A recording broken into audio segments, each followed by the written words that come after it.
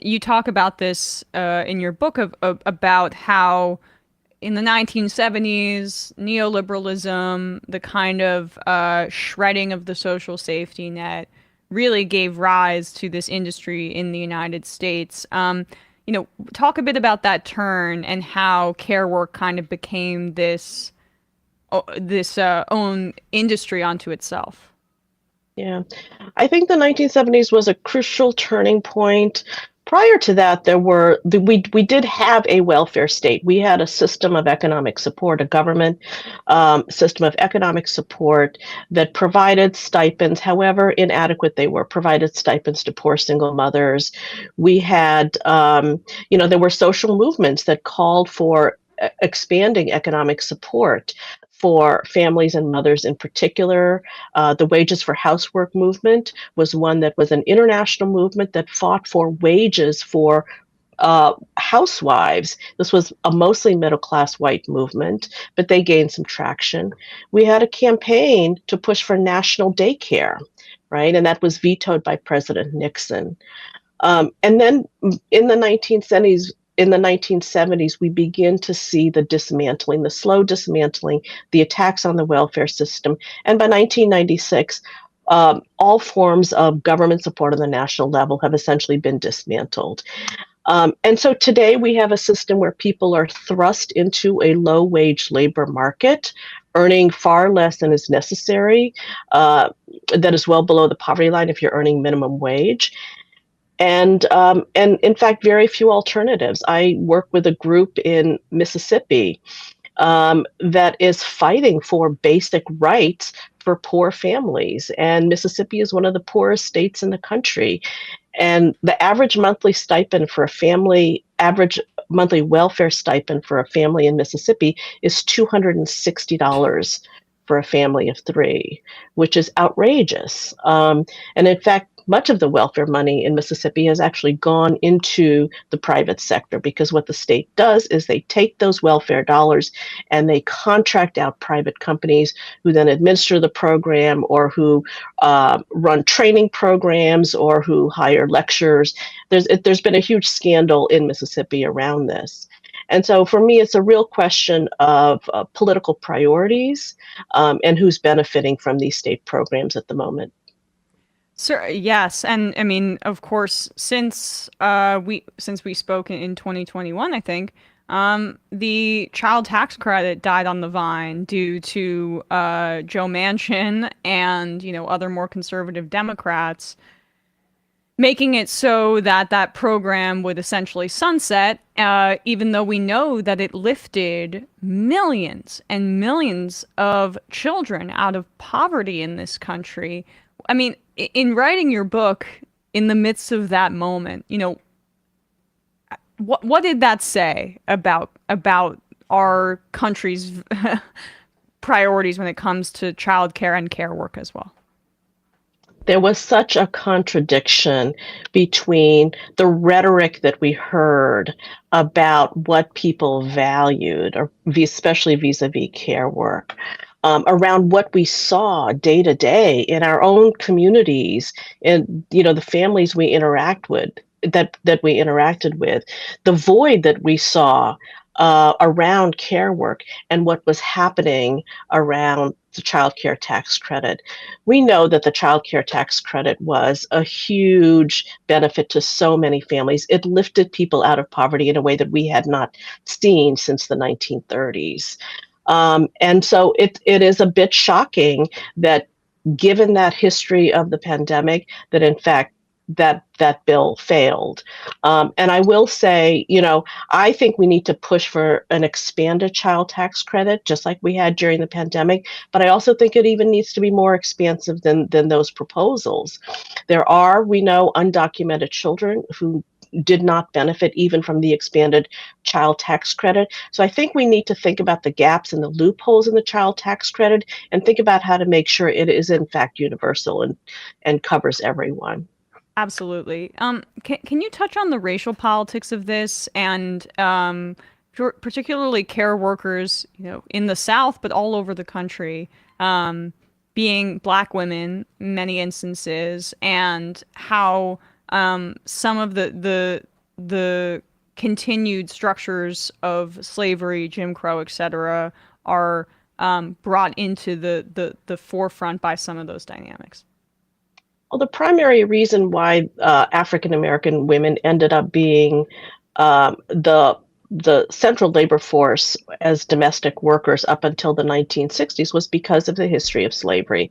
African American women served as domestic workers, especially in the South, but then also in the North during slavery and after the end of slavery.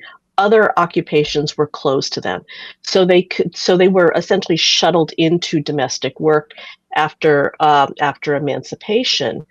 When they began to leave domestic work in the 1960s with the removal of racial barriers to occupations, we saw large numbers of immigrant women, mostly women from the global South, who started working as domestic workers. So race has been really fundamental to shaping this occupation and the workforce, in part because these women are so underpaid and so marginalized that race becomes the lens through which I think employers sometimes justify the low wages.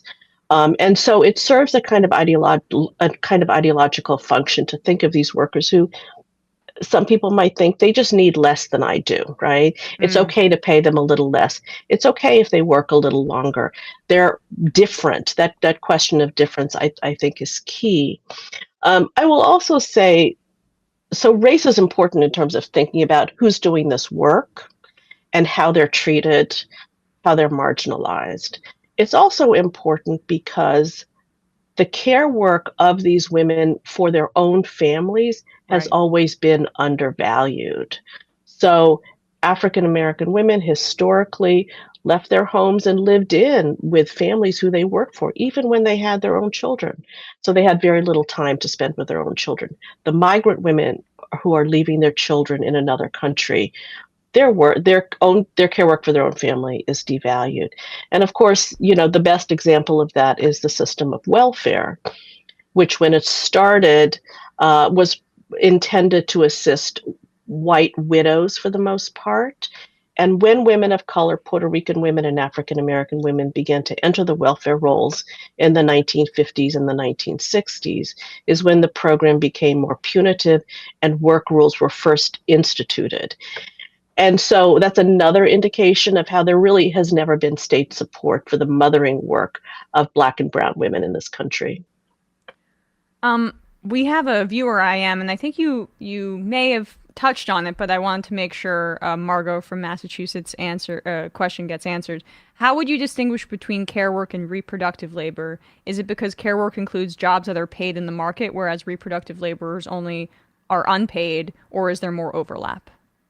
hmm I would want to know what Margot means by reproductive labor. If it's just about birthing, that is, I mean, obviously there are not people who are paid for that. Apart from surrogates, surrogates are paid for that labor.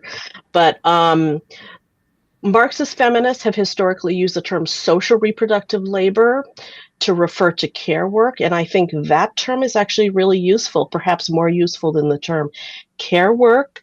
So they understand social reproductive labor as all the labor necessary to maintain and sustain and reproduce human life, whether it's inside the household or outside the household, whether it's paid or unpaid. And it includes education, it includes healthcare, it includes feeding people, it includes everything we think of that is necessary for our lives. I think it's a really useful term because it moves us away from care, which is often associated with emotion.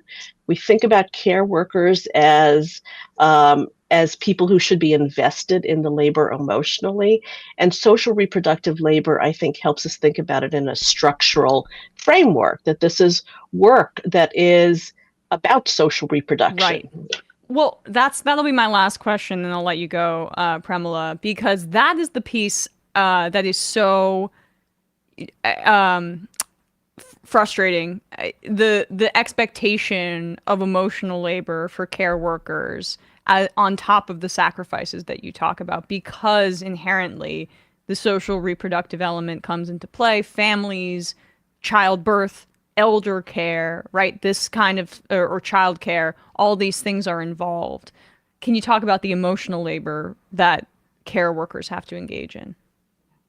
Yeah, and I've spoken to a lot of domestic workers about this. I do a lot of work here in New York and around the country. And many domestic workers love their jobs, right? And they might even love the people who they work for and the children they care for, but they don't do the work because of that love. They do the work because of the wages that Right. allow them to survive day to day. And I think that's the important distinction. And there might be workers who don't love the people who they care for, but they do a good job. So I think we need to separate the kind of work that somebody does and whether or not they do their job from their emotional investment in it. You know, we don't expect other people in other occupations. I'm a professor, right? I might love my students, I might not love my students, but the question is, do I do my job? And so I think we have to think critically about whether we ask domestic workers to invest in this labor emotionally, and if so, why. Premilla Nadasen. The book is called Care, the Highest Stage of Capitalism, professor of history at Barnard College. We will put a link to your book wherever people are listening to or watching this and at majority.fm. Thank you so much for your time today. I really appreciate it. Thanks so much, Emma. Great to speak with you. Great to speak with you as well.